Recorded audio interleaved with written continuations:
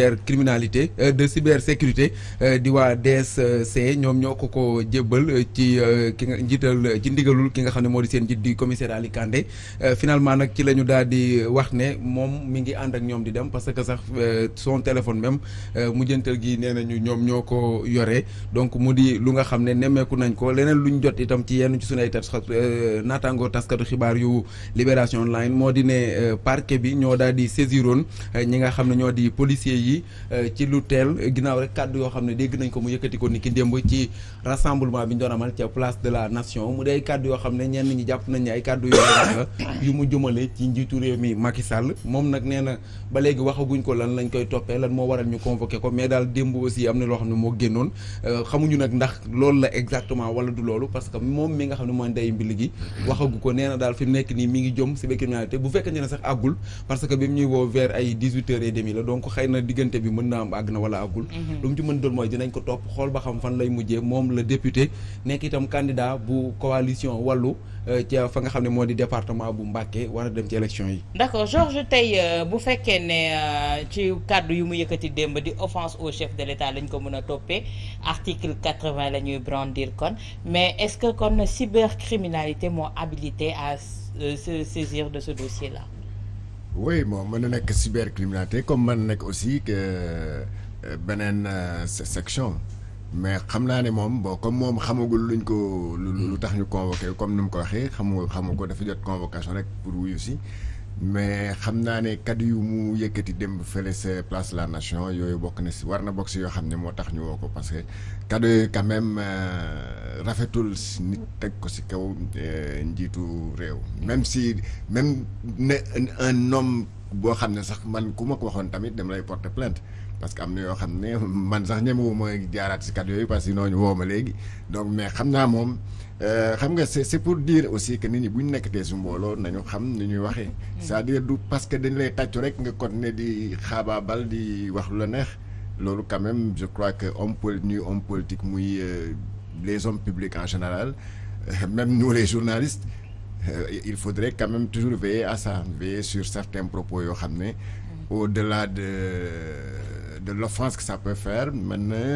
indigné sax ñoo xam ne ñu ngi lay seetaan parce que xam naa démb am na ñoo xam ne ñu ngi woon foofu bokk ak ñoom peut-être coalition bi ànduñu si lu mu wax donc il faut dissocier quand même la politique ak la vie privée des gens tey Pape est-ce que li ma laaj Georges moo di bu fekkee ne même offense au chef de l'État la ñu brandir l'article 80 est-ce que c'est waa cybercriminalité ñoom ñoo war a autosaisir ci dossier boobu parce que su ma déggee Issa mu wax parquet moo leen saisir pour ñu waaw déjà comme ni ko Georges waxee bu dee kaddu yi mu yëkkati kaddu yooyu moo tax ñu yëkkati ñu jël si ko dañuy d'abord ñaawlu déjà le contenu de ces paroles que personne n'approuve waaw léegi pourquoi cybersécurité war a traiter cette affaire-là c'est justement là où il y a un problème parce que tamit des fois léegi nii rek lu ñu doon enregistré suuf maa ngi koy wax dama naan ñun Sénégal ñun sunuy service politique da ciy dugg ba nga xam ne day néewal doole day rey service yi parce que unité bu mel ni cybersécurité dafa war a nekk un apport parce que c'est pas un service d'enquête spécialisé ci yenn mbir yi comme lii y a des services yi nga xam ne comme la brigade des affaires générales de la division des investigations criminelles ñoom ñoo ko war a saytu wala ñu mel ni waa sûreté urbaine mais le fait que procureur autosaisiru jox ko cybersécurité pour ñu convoquer ko day mel ni quelque part si jàngat bi ma jàngat mooy peut-être parce que le propos jaar na bi mu koy wax jaar na ci ay réseaux sociaux lu mel ni Facebook wala YouTube waaw mais toujours est-il que dama ne au-delà du fait que mu nekk une infraction qui est une infraction de droit commun li ñu waroon def rek mooy jox ko les services compétents ñu def ko léegi bu dee nag dafa war a am des contestations et consorts bu boobaa on peut mettre à contribution la cybersécurité ñu prouver ne que effectivement à tel moment moom moo ko wax voilà support yaa ngi nii quoi donc loolu moom mooy mission wu cybersécurité mais sa mission du dem di mën a ji ay enquête à la place des autres services de la police. Voilà. bu fekkee ne même propos yooyu on a entendu hier Ahmed Suzanne Camara tenir aussi des propos similaires même bu fekkee ne gënu la graaw bon jusqu'à présent il n'est pas inquiété on n'a pas entendu une fois boo xamante ne on l'a convoqué. waaw balaa ma lay tontu rek léegi mais mu ñëwaat si lu Pape Sané wax effectivement xam nga fii le monde des réseaux sociaux est tellement vaste que nit mën na wax dara tey nga convoqué à la police mu ne la lii suma baat wala waxuma ko nii dañ ko changé wala dañ ko montage la bon xam naa looloo si indi pour activer l'affaire ñu dem di yóbbu ko directement cybercriminalité nga xam ne dañ ko tegal vidéo bi parce que la vidéo mu ngi circuler dans les réseaux sociaux ñu tegal ko vidéo bi am na et ce qui est sûr au-delà de la vidéo c'est que manifestation bu toll nii bi démb il y avait forcément des agents secrets de la police et de la gendarmerie qui étaient sur place qui ont enregistré le truc. Donc même au-delà même bu am loon image sur les réseaux sociaux on pouvait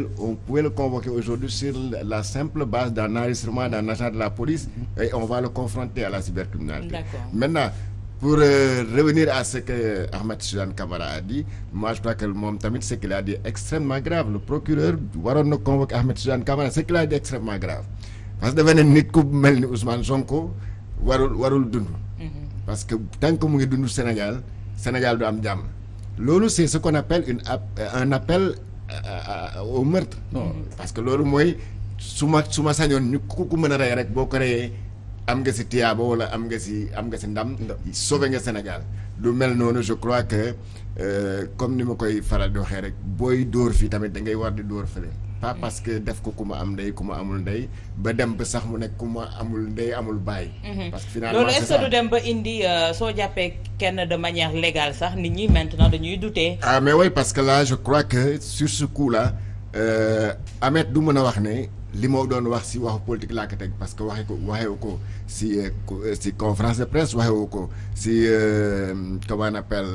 rassemblement si rassemblement waxewu ko si conférence waxewu ko fenn. si biir néegam saalam lekkul enregistré vidéo bi il appelle au meurtre d'un leader politique loolu c'est inacceptable dans une démocratie c'est inacceptable parce que lu mu wax tam amul fu mu ko teg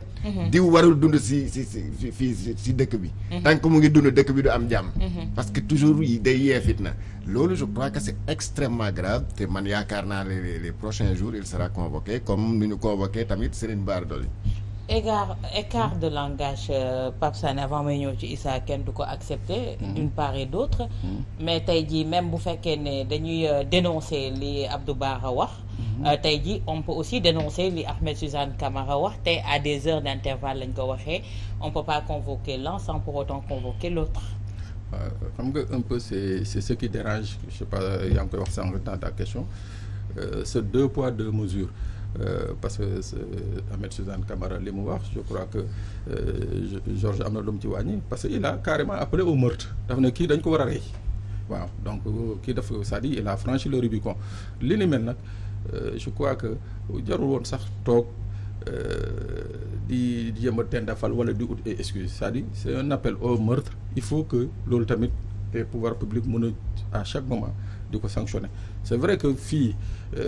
y a une particularité parce que kii c'est un député qui s'adresse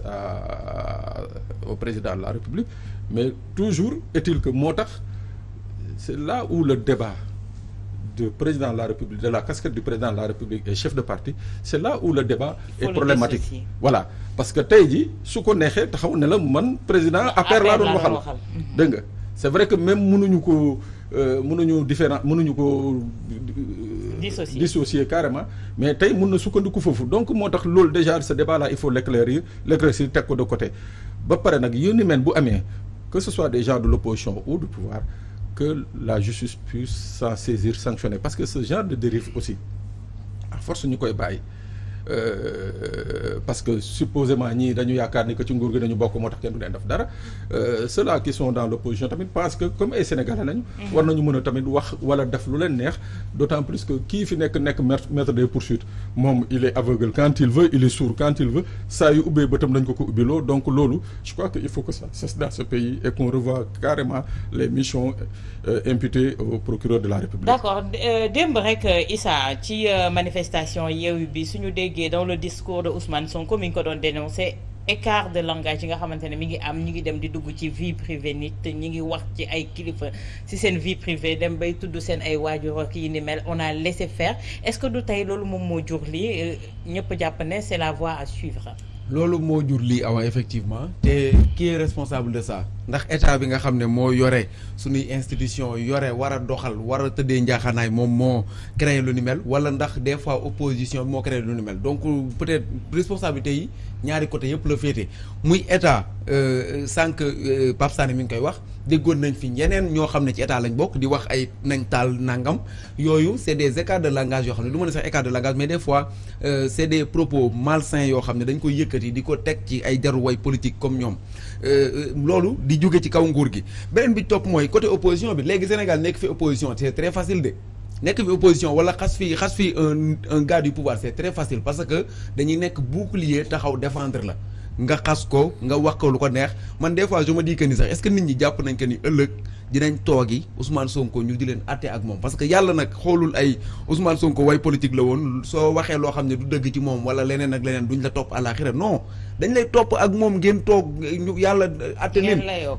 di ngeen ko layoo Ousmane Sonko nga wax ci moom kàddu yoo xam ne du dëgg da ngeen di layoo ji yamal xiyam bi ci topp mooy président de la République Macky Sall malgré que c'est notre président ñoo ko fal suñu xaalis la yore suñuy kees la yore sunu lépp loo nga xam ne moom lay def tey au nom du peuple la koy def mais ëllëg dina layoo jëg peuple bi parce que dafa yore aussi nguur loolu effectivement kenn mënu ko nier parce que xëy na ñi xam diine xam nañ ko bu baax ku ñu dénk faaw ñu laaj la noo doon sàmmee mais ci beneen côté mooy ñi nga xam ne aussi ñoom ñoo nekk ci suuf dinañ ko layoo jëg moom donc mënoon nag wax dëgg fa yàlla toog ci télé bi quand même yëkkati ay kàddu yu ñagas yoo xam ne ay tuuma la di ko ngàll ci ndoddu benn opposant parce que tout simplement peut-être sonal na leen mais aussi de l'autre côté mënoo yëkkati ay kàddu yu ñagas di ko ngàll ci benn nit pourquoi parce qu'il s'appelle Macky Sall il dirige un pays qui s'appelle le Sénégal loolu yaakaar naa quand même c'est des propos yoo xam ne même ñi nekkoon ci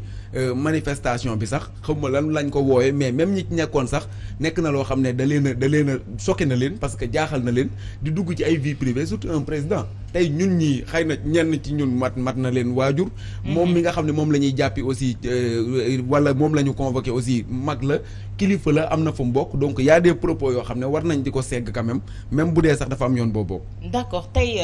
li Pape yëkkati Georges moom moo di ni ndax tey mun nañoo dissocier casquette président de la République ak casquette chef de parti bi nga xamante ne tey moom la njiit li rango tey jii par rapport tuuma yi ñu nama ngàll ci kaw. non loolu ñaari casquette yooyu mënoo leen dissocier te ma fàttali la ne si 2011 bu ñuy def les assises nationales les recommandations des assises là loolu bokkoon na si dañ ne woon comme léegi opposant boo waxatee dara président de la République lay jàpp tegal la article 80 bi nga xam ne c'est presque un fourre-tout parce que article 80 boo nee président sa sañ sa rafetul sax bu neexee procureur mu wala ne la saa yow foo teg lu mu li nga wax donc pour bañ loolu nag ñu ne si recommandation yooyu noonu amoon ba xam ne président Macky Sall daf ko signé woon recommandation assises nationales dañ ne woon képp ku nekk opposition ba yegg si pouvoir bi na nga bàyyi sa parti loolu indi woon na fi comment on appelle indi woon na fi coow ba moom président Macky Sall ak ñu mu àndal ne loolu duñ ko def duñ ko nangu moo taxoon sax mu ne signé woon naa les assises nationales mais j'avais signé avec des réserves am na point yoo xam ne du ma suma ko nangu te bokk na si point boobu nga xam ne boo nekkee président nga bàyyi sa parti nekk président de la République dootoo nekk chef de parti ñoom si waa APR sax dañ jàppoon ne comme seen parti dafa nekk parti bu bees tey bu ñu yeggsee au pouvoir rek après quelques 4 ans ñu yeggsee au pouvoir président Macky Sall daal di rocceeku ne leen yéen a ngi noonu ak parti bi day tas donc mais loolu lu taxoon ñu inclure affaire boobu mooy effectivement pour éviter que ay wax yu mel noonu nit ki di wax dem si wax di mbooloo ba dootul def la différence entre Macky Sall le président de la République et Macky Sall le président de l'APR. parce que tamit ñu ko wax c'est vrai que am na ñoo xam ne parfois boo leen coincé nee na man je parlais je m'adressais wala ki ma doon waxal mooy président APR président Benno Bokk Yaakaar président de la République waxuma ko mais xam nga loolu. mënoo ko dissocier mënoo ko lay fenn. même bu fekkee ne sax yow en âme et conscience nga doon waxal c'était le président de l'APR le président de Benno Bokk Yaakaar yoon du la ko nangul yoon day teg nag yow président de la République nga doon waxal.